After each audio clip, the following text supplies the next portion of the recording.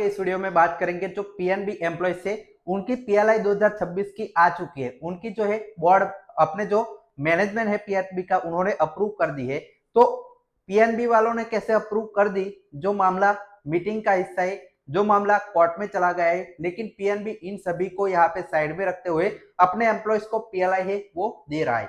तो इसका क्या मतलब बनता है, क्या बाकी बैंक भी अब फिर से अपनी जो पीएलआई है वो इस बार की जो है वो जल्दी आपकी क्रेडिट करने वाले, पूरी तरह से डिटेल में सारी जो बातचीत है वो करते। और पीएनबी जो एम्प्लॉय से उनके जो कुछ यहाँ पे पर्क्स अलाउंसेस होते हैं उसमें आपका जो चेंज है वो हुआ है, क्या हुआ है डिटेल में इस वीडियो में देखते हैं। और लास्ट में मैं आपको बाकी सभी जो बैंक है उनकी जो पीएलआई है उस पर भी बात करेंगे। और आप सभी जो बैंक एम्प्लॉयज है उनके लिए डेडिकेटेड ये चैनल है, तो आप सभी का फर्ज बनता है कि इस चैनल को सब्सक्राइब करें ताकि आप जो है हम आपसे जुड़ी बहुत अच्छी अच्छी खबरें ऐसे ही लेकर आते रहे। और साथ ही में हमारा ये जेबी का जो बैच है वो आपका सिर्फ 3 दिन के लिए अब चलने वाला है। 499 में पूरा जो कोर्स है वो ज्वाइन कर सकते हैं इस नंबर पर व्हाट्सएप टेलीग्राम करके। पूरा जो आपका कोर्स है उसमें आपका कंप्लीट थियरी सभी सब्जेक्ट की कंप्लीट एमसीक्यू उसका यहाँ पे वीडियो कोर्स मिल जाएगा। कंप्लीट यहाँ पे 2400 क्वेश्चन प्रैक्टिस के लिए और 40 नए पैटर्न के मॉक टेस्ट मिल जाएंगे। तो ये 499 में अभी लाइफ टाइम वैलिडिटी के साथ ज्वाइन करना ना भूले। अब चलिए बात कर लेते हैं। सबसे पहले जो आपका कुछ पर्क्स और अलाउंसेस में पीएनबी के इंक्रीज हुआ है वो कौन से है वो आप सबसे पहले देखिए। तो देखिए कृष्णा कुमार सर आप सभी को पता है जो आपके पीएनबी ऐप के जनरल सेक्रेटरी है, उन्होंने जो सारी जो आपकी इंफॉर्मेशन है वो प्रोवाइड करी थी। पर requisite tax 100% observation by bank, मतलब ये क्या होता है, पर रिक्विजिट टैक्स क्या होता है कि आपके जो कुछ पर्क्स अलाउंसेस चलते हैं आपको देते हैं जो बैंक, उस पर लास्ट में इनकम टैक्स यहाँ पे जो है लग जाता है। तो वो जो सारा टैक्स है वो एम्प्लॉयज को नहीं देना है, वो जितना भी आपके पर्क्स अलाउंसेस पर जो आपका टैक्स बनेगा वो सारा बैंक अपनी ओर से देगा। इसको लेकर पिछले साल बहुत सारे जो है एम्प्लॉयज का कटा था, बहुत सारे जो टैक्स है उसमें पैसे गए थे। तो इस बार पीएनबी जो है वो अपना 100% जितना भी एम्प्लॉयज का जो आपका पैसा टैक्स में जाना होगा वो सारा पीएनबी अपनी ओर से देगा। तो ये बहुत अच्छा सबसे पहला जो आपका है वो चेंज है। लीज एंटरटाइल जो आपका एंटरटाइलमेंट एनहांस, मतलब जो आपकी लीज की लिमिट है वो आपकी एनहांस की गई है। ऑफिसर को आपका जब हाउस रेंट अलाउंस है वो आप नहीं लेते, जब आप भाड़े के रूम में रेंट पर आप रहते हैं तब आप जो रेंट देते हैं उसको एनहांस यहाँ पे कराया गया है। इसमें कितनी लिमिट इंक्रीज हुई है वो मैं आपके साथ एक वीडियो लेकर आऊंगा जिसमें पीएनबी के सारे पर्क्स अलाउंसेस सैलरी क्या बनती है वो डिटेल में आप सभी के साथ शेयर करूंगा। सीटीसी के साथ जो भी आपका A to Z डिटेल्स उसमें मैं प्रोवाइड करूंगा।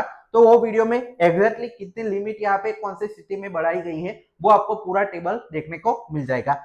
एसएफएफ लिमिट जो है वो भी यहाँ पे जो है इंक्रीज की गई है पीएनबी एम्प्लॉयज के लिए। साथ ही में एक और जो स्पेक्टिकल अलाउंस है वो भी आपका जो है बढ़ाया गया है। इसमें क्या होता है कि आपके जो ऑफिसर या क्लर्क होते हैं उनको जो स्पेक्टिकल होता है, मतलब जो आपका चश्मे जिन लोगों को यहाँ पे आ जाते हैं उन लोगों का जो स्पेक्टिकल अलाउंस है वो भी बढ़ाया गया है। तो उसकी भी डिटेल्स है, उसका जो एग्जैक्ट अमाउंट है जो किस ग्रेड पर कितना यहाँ पे मिलेगा वो सारी डिटेल्स में आपके साथ शेयर करूंगा। After 25 year service employees will get 25,000 RS, मतलब यहाँ पे 25,000 रुपीज आप अगर 25 ईयर्स की सर्विस कंप्लीट करेंगे पीएनबी में तो आप सभी को मिलेंगे। वो आप चाहे क्लर्क हुए, ऑफिसर हुए या स्टाफ हुए, आप सभी को ये जो आपका 25,000 रुपीज का बेनिफिट मिलेगा। अगर आपने बैंक में 25 साल जॉब की है तो ये अच्छा एक आपका बोनस अमाउंट यहाँ पे मिलेगा।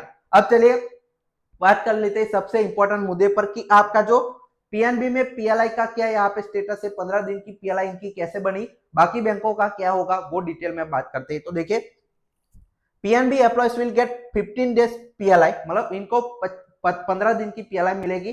कई लोगों का मैसेज मेरे पास आया है इनको पीएलआई क्रेडिट भी हो चुकी है।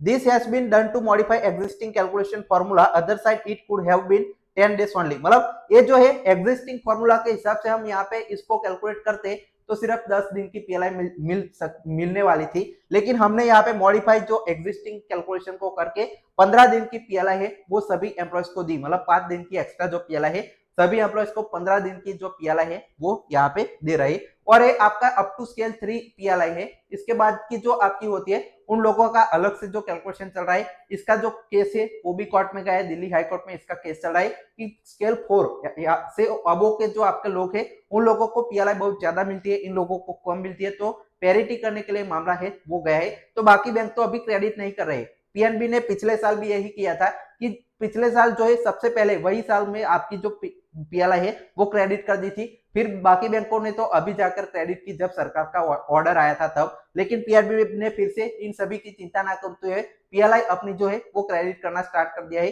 अब जो आपके स्केल 3 तक के एम्प्लॉयज के लिए, और ये 10 दिन की जगह 15 दिन की यहाँ पे इन्होंने बनाई है। Big thanks to our MD and other top management of our bank, मतलब हमारे जो एमडी और टॉप मैनेजमेंट की ये जो आपका थैंक्स है वो कर रही है कि सभी एम्प्लॉयज को 15 दिन की पीएलआई बन रही है। अब बात कर लेते हैं थोड़ा सा बाकी बैंकों के बारे में कि उनकी पीएलआई का क्या होगा।